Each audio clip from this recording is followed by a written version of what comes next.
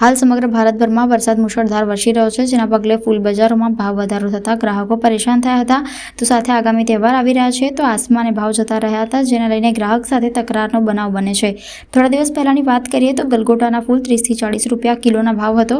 હમણાં 80 થી 100 રૂપિયાનો ભાવ બોલાઈ રહ્યો છે.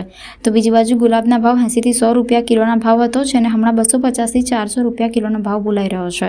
એટલે એકંદરે 30 થી 40% ભાવનો વધારો થતાં સીધી અસર વેપારીઓ અને ગ્રાહકોને પડી રહી છે, જેને લઈને વેપારીઓ અને ગ્રાહક વચ્ચે તકરાર જોવા મળી રહી છે. કારણ આનું એવું છે કે જે વરસાદ પડ્યો હમણાં 2 દિવસ જે સલિંગ વરસાદ પડ્યો એની અંદર પાણી બધી જગ્યાએ ભરાઈ ગયું છે.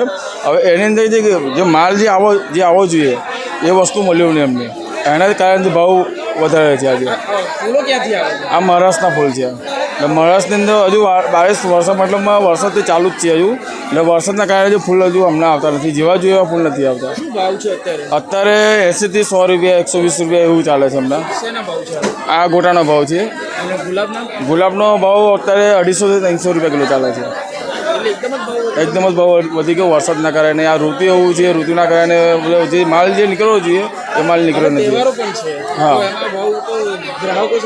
ગ્રાહકો તકલીફ તો પડે જ છે ગ્રાહક જોડે. મતલબમાં આની અંદર કે જો પહેલાં સમજો કે દશામાં પહેલાં જે 20 રૂપિયા 30 રૂપિયા ચાલતેલા એની જગ્યાએ અત્યારે 80 રૂપિયા કિલો ગોટા થઈ ગયા છે.